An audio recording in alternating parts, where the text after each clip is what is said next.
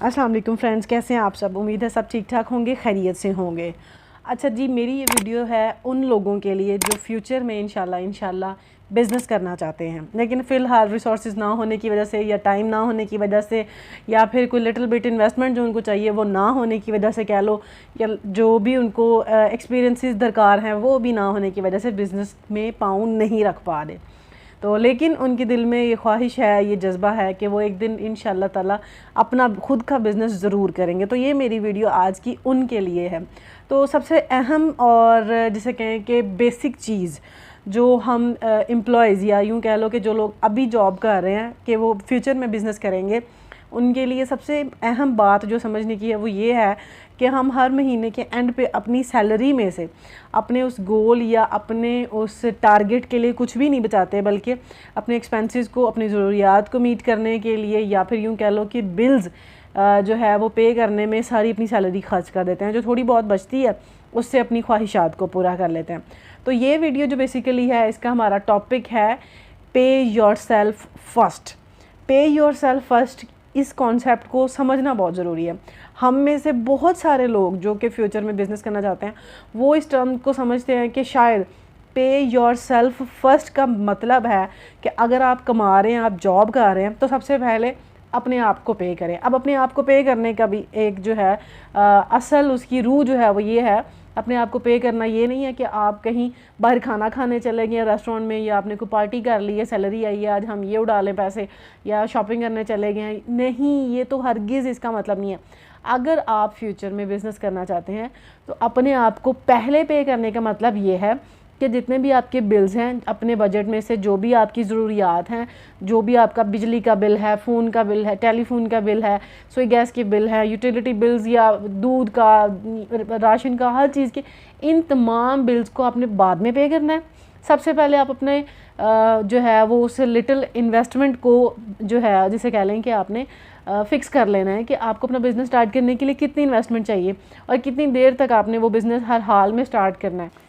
तो करना आपने ये है कि सबसे पहले अपनी सैलरी में से उस अमाउंट को साइड पे कर लें जो आपने अपने बिज़नेस के लिए साइड पे करनी है। उसमें से फिर जो बाकी पैसे बचे हैं उसमें से दो हिस्से आपने करने हैं। सबसे पहला हिस्सा जो है वो है आपकी नीड्स का, ठीक है। नीड्स मतलब आपकी जो बेसिक नीड्स हैं, आपका खाना पानी, आपके बिल्स। उसके बाद आप अपना कुछ हिस्सा जो है वो रखें अपनी यूँ कह लें कि जी अपनी ख्वाहिशात का, या जो चीज़ें भी आपको आपके शौक़ हैं, ठीक है। तो सबसे पहले आपने वो सेव कर लिया जो आपके बिज़नेस के लिए। बाकी बाद में जो पैसे बचे हैं उसमें से आपने अपनी ज़रूरियात को पे किया, उसमें से कुछ पैसे आपने जो है अपनी ख्वाहिशात के लिए रख लिए। मतलब अगर आप कहना चाहते हैं जी हफ़्ते में या महीने में सपोज़ एक दिन जो है बाहर खाना खाने जाना है, या जो आपने नए कपड़े शपड़े बनाने हैं, या जो भी कोई आउटिंग करनी है, शॉपिंग करनी है, जो चीज़ भी आप करना चाहते हैं, फिर वो आप अपनी ख्वाहिशात वाले में से आप पे करेंगे। तो कैलकुलेशंस जो हैं बेसिकली बहुत ज़रूरी हैं। अगर आपने अपने फ्यूचर को थोड़ा कैलकुलेटेडली लेके चलेंगे तो इंशाल्लाह आपका कल आज से बेहतर होगा। हज़रत अली का कौल है कि जिस इंसान का आज उसके कल से बेहतर नहीं है वो करीब हलाक हो गया।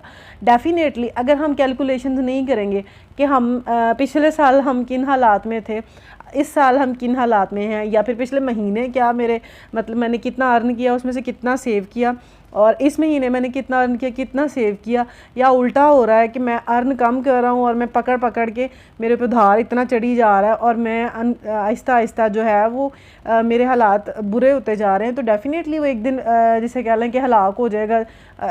करीब उसके ऊपर इतना कर्जा चढ़ जाएगा, लोग उसको फिर कर्ज देना बंद कर देंगे, ज़रूरियात उसकी पूरी नहीं होंगी, ख्वाहिशात उसकी बढ़ चुकी होंगी। तो ऐसे में तो वो डेफ़िनेटली हलाक हो जाएगा।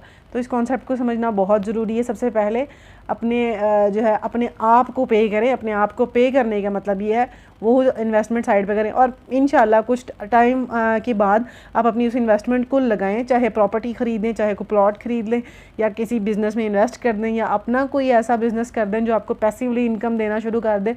तो क्या होगा, आपकी इनकम जो है बढ़ जाएगी।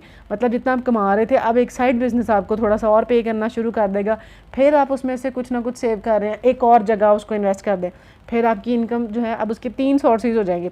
इसी तरीके से फिर ये होता है कि आप जब आपको 2 ऐसे सोर्सेज से इनकम आ रही है जहां अब आपका खुद का होना भी ज़रूरी नहीं है, यानी आपने उसको पार्ट टाइम शुरू किया था या फिर उसमें आपने अपना कुछ स्टाफ हायर कर दिया था, अब क्या होगा कि आप अपनी जॉब छोड़ भी दें तो आपका स्टाफ वहाँ आपकी जगह काम कर रहा होगा।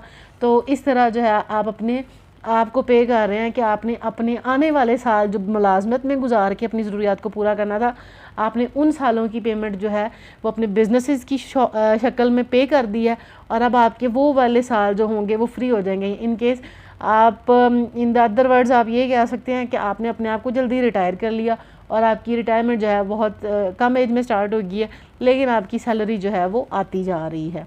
और होपफुली आप इस टर्म को, इस कॉन्सेप्ट को समझ चुके होंगे। अगर किसी को समझ नहीं आई तो कमेंट सेक्शन में ज़रूर मैसेज करें, और वीडियो अगर आपको पसंद आई हो तो इसको लाइक भी करें, शेयर भी करें, और इसके साथ साथ हमारे चैनल को सब्सक्राइब भी कर दें। Thank you so much.